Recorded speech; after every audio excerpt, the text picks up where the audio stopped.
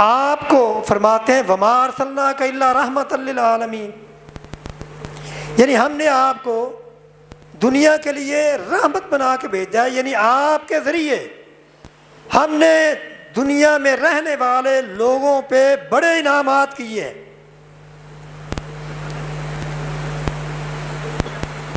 وہ انعامات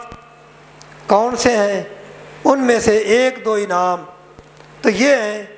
کہ پہلے گناہ گار کے لیے یہ تھا کہ اگر اس نے توبہ کرنی ہوتی تو یہ حکم تھا کہ اس گناہ گار کو قتل کر دیا جائے، لیکن اللہ تعالیٰ نے اس امت پہ رسول اللہ کی وجہ سے یہ فضل کیا کہ اب اپنے گناہوں کی معافی کے لیے کسی کو قتل کرنے کی ضرورت نہیں ہے، بلکہ توبہ ہی کافی ہے، سوائے اس کے کہ جو حدود اسلام نے مقرر کی ہیں ان حدود میں تو وہ قتل کیا جائے گا، لیکن گناہ کی معافی کے لیے اگر اس کا معاملہ کسی عدالت میں نہیں پہنچتا تو کتنا بڑا مجرم ہے،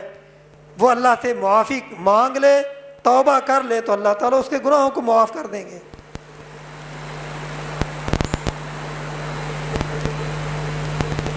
اور اسی طرح پہلی امتوں میں یہ تھا کہ اگر جسم کے اوپر کوئی گندگی لگ جاتی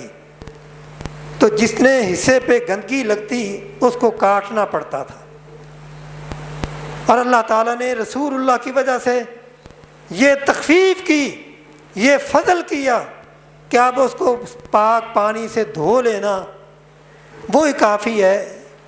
وہ کپڑا بھی اور جسم بھی پاک ہو جاتا ہے۔ وما ارسلناک الا رحمۃ للعالمین۔ اور اسی طرح امت کے لیے، صحابہ کے لیے، یعنی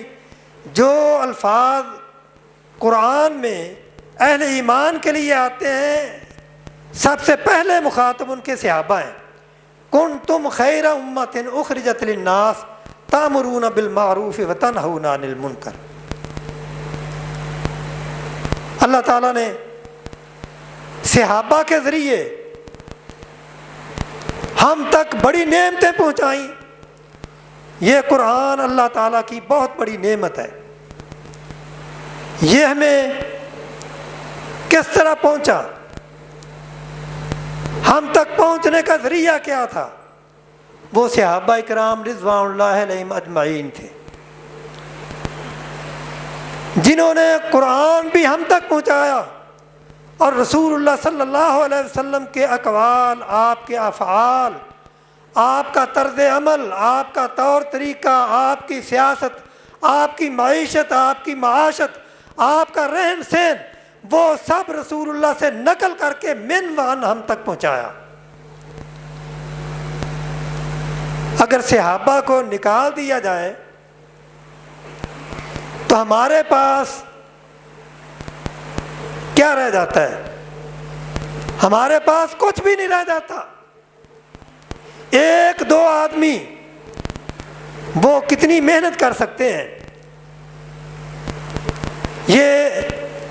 وہ رسول اللہ صلی اللہ علیہ وسلم کے صحابہ تھے جن کے بارے میں اللہ تعالیٰ نے قرآن میں یہ الفاظ فرمائے من المؤمنین رجال صدقوا ما عاہدوا اللہ علیہ، یعنی وہ مومن ایسے تھے جو اللہ سے انہوں نے عہد کیا تھا، اس عہد کو انہوں نے پورا کیا، کسی کی مخالفت کی کوئی پرواہ نہیں کی، کسی کی دشمنی کی کوئی پرواہ نہیں کی، اللہ کے دین پہ ڈٹے رہے اور اللہ کا دین لوگوں تک پہنچایا۔ آج اسلام کے جتنے احکام ہیں ہم ان پہ عمل پیرا ہیں، ان کا سبب یہی صحابہ ہیں کہ صحابہ نے یہ دین من وان ہم تک پہنچایا، یعنی نسل بعد نسل صحابہ نے تابعین تک، تابعین نے تبع تابعین تک، تبع تابعین ائمہ تک،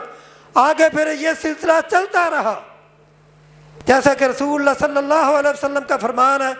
کہ میری امت میں ایک گروہ ہمیشہ ایسا رہے گا جو حق پہ ہے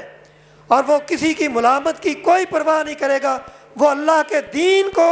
رسول اللہ کی سنت کو لوگوں تک اسی طرح پہنچائے گا جس طرح رسول اللہ سے وہ ثابت ہے۔